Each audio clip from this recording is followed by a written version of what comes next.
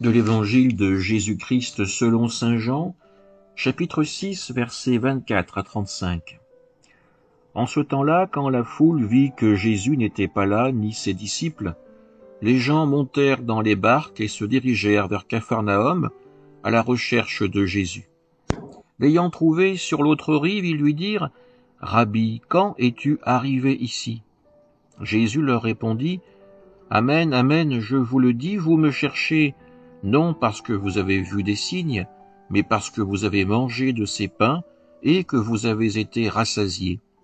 Travaillez non pas pour la nourriture qui se perd, mais pour la nourriture qui demeure jusque dans la vie éternelle, celle que vous donnera le Fils de l'homme, lui que Dieu, le Père, a marqué de son sceau. » Ils lui dirent alors « Que devons-nous faire pour travailler aux œuvres de Dieu ?» Jésus leur répondit « L'œuvre de Dieu, c'est que vous croyez en celui qui l'a envoyé. » Ils lui dirent alors « Quel signe vas-tu accomplir pour que nous puissions le voir et te croire? Quelle œuvre vas-tu faire? Au désert, nos pères ont mangé la manne. Comme dit l'Écriture, il leur a donné à manger le pain venu du ciel. » Jésus leur répondit « Amen, amen, je vous le dis, ce n'est pas Moïse qui vous a donné le pain venu du ciel, c'est mon Père qui vous donne le vrai pain venu du ciel. Car le pain de Dieu, c'est celui qui descend du ciel et qui donne la vie au monde. » Ils lui dirent alors « Seigneur, donne-nous toujours de ce pain-là. » Jésus leur répondit « Moi, je suis le pain de la vie. Celui qui vient à moi n'aura jamais faim, celui qui croit en moi n'aura jamais soif. » Acclamons la parole de Dieu. Parmi vous, il y en a sûrement certains dont les enfants ou les petits-enfants ont eu l'opportunité de vivre les Journées mondiales de la jeunesse, les fameuses JMJ.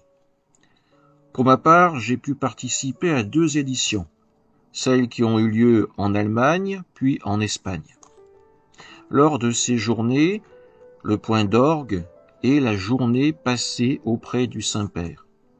Mais vous le savez, ce rassemblement réunit des milliers de jeunes venus de pays différents, de cultures différentes et de langues différentes. À l'époque où j'ai participé à ces rassemblements, les smartphones n'existaient pas encore.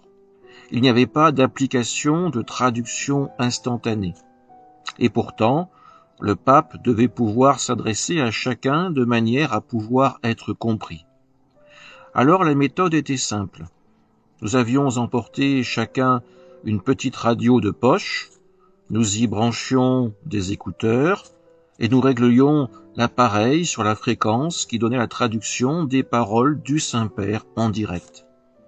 De cette manière, nous pouvions accueillir la parole, l'enseignement de Benoît XVI et le faire nôtre. Si je vous raconte cette petite histoire, c'est que l'Évangile d'aujourd'hui me rappelle cette scène.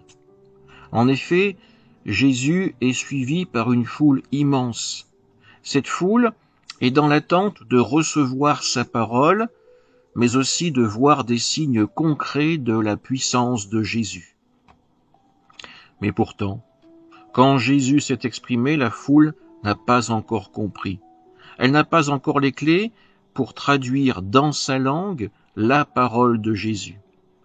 La foule aura besoin de l'aide de traducteurs, de l'Esprit Saint, de l'Église naissante, pour comprendre sur quel chemin Jésus veut les guider, le chemin de vie, le chemin du royaume. En sachant accueillir véritablement la parole du Fils de Dieu, à la lumière de la résurrection, la foule de l'Évangile, comme tous les baptisés aujourd'hui, peut réaliser qu'elle a besoin de sacré, de transcendance, qu'elle a un besoin de pardon pour ses péchés, qu'elle a un besoin d'amour. Oui, nous sommes la foule face à Jésus, et nous agissons comme le faisaient les jeunes des JMJ. Nous essayons de régler notre foi sur celle de Jésus. Nous essayons de ne pas perdre la fréquence du salut. Alors demandons la force à l'Esprit Saint de pouvoir toujours accueillir cette parole et surtout d'avoir toujours le désir de la comprendre et de la vivre. Amen.